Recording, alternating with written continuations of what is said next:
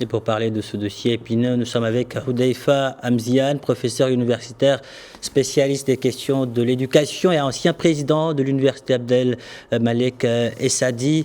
Professeur, bonjour et merci d'avoir accepté notre invitation. Merci pour l'invitation. L'accord signé hier est certes une avancée, mais est-ce qu'elle marque réellement la fin de la crise de l'enseignement aujourd'hui ? Écoutez, au vu de ce qui s'est décidé par le gouvernement, représenté par les 3 ministères concernés, et puis les 5 syndicats les plus représentatifs, je crois qu'un bond important a été fait dans le sens d'un règlement de ce dossier qui a duré maintenant pratiquement un trimestre, pardon. Donc, je crois que les décisions qui ont été prises, notamment la révision du statut précédent et la révision qui vaut en fait une abrogation qui est sollicitée par les coordinations, et faut-il le rappeler, plus l'intégration, parce que c'était une demande, disons, assez importante des coordinations et des enseignants, l'intégration de tous les enseignants dans la fonction publique, sont deux décisions majeures de cet accord signé hier entre les syndicats et le gouvernement. Maintenant, plus d'autres points, par exemple le seuil de 30 ans comme âge limite pour rejoindre la profession a été aussi abrogé, la prise en considération de la pénibilité pour les enseignants qui travaillent dans des milieux lointains, notamment, tout cela, plus d'un certain nombre d'avantages catégoriels qui étaient sollicités par les syndicats pour un certain nombre de corps.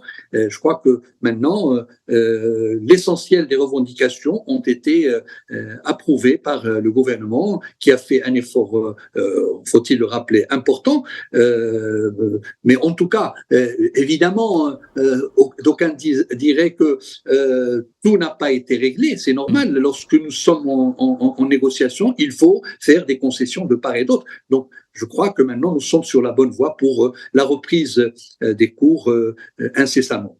Donc on se dirige vers une sortie de crise avant la fin de cette année, sachant que, vous l'avez dit, certaines coordinations de l'enseignement appellent toujours à une grève aussi demain. Oui, effectivement, j'ai lu ça un peu dans les journaux. Certaines coordinations sont encore méfiantes, mais je crois que la confiance est très importante. Maintenant, il revient aux syndicats qui représentent, en définitive, quoi qu'on en dise, les enseignants du secteur de l'éducation nationale. Il leur revient maintenant de s'asseoir, de convaincre, d'utiliser tous les moyens de manière intelligente pour convaincre leurs collègues que ce qui a été décidé, et c'est une très bonne chose, c'est un acquis. Ces négociations se sont déroulées dans une bonne atmosphère, dans une confiance.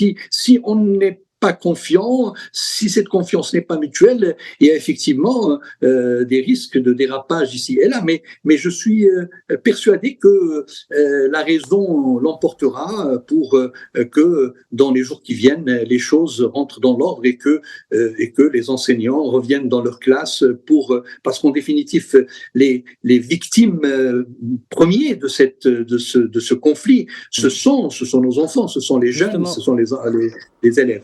Justement, au cas où enseignants et élèves reprenaient le chemin de l'école, serait-il encore possible de rattraper ce premier trimestre raté, et quels moyens mettre en place pour y parvenir ? Écoutez, effectivement, la question qui se pose maintenant, ce n'est pas est-ce qu'ils vont revenir ou pas. Je crois que la question maintenant elle est pratiquement résolue. Je suis sûr que la raison l'emportera. Les enseignants reviendront en classe. Maintenant, le défi, comme vous dites, c'est de permettre justement de comment rattraper ces 2 mois et demi. Nous sommes pratiquement à un trimestre de raté. C'est un volume horaire extraordinaire qui va devoir être récupéré. Alors maintenant, il revient à l'ingéniosité des académies, des spécialistes de l'éducation, de trouver des solutions. Moi, je suis sûr qu'il faudrait passer par un rallongement de l'année, ne serait-ce que de 3 ou 4 mois, c'est-à-dire que ne serait-ce que pour utiliser par exemple le mois de juillet, pour rattraper, en plus évidemment d'un certain nombre de méthodes pédagogiques. Je suis sûr que les pédagogues du ministère, les spécialistes de l'enseignement trouveront ces solutions. Je pense au distanciel, je pense aux cours de rattrapage intensif, utiliser les vacances pour peut-être faire des soutiens. Donc, je suis sûr que j'ai confiance dans notre corps enseignant, nos responsables, pour trouver des solutions pour qu'il n'y ait pas de dégâts importants. Il va y avoir des dégâts indéniablement, mais il faudrait limiter les dégâts et puis sauver cette année autant que faire se peut. Professeur, merci d'avoir répondu à nos questions. C'était Hudhaifa Amziane, professeur universitaire, spécialiste des questions de l'éducation et ancien président de l'Université Abdelmalek Essadi. Merci pour toutes ces précisions.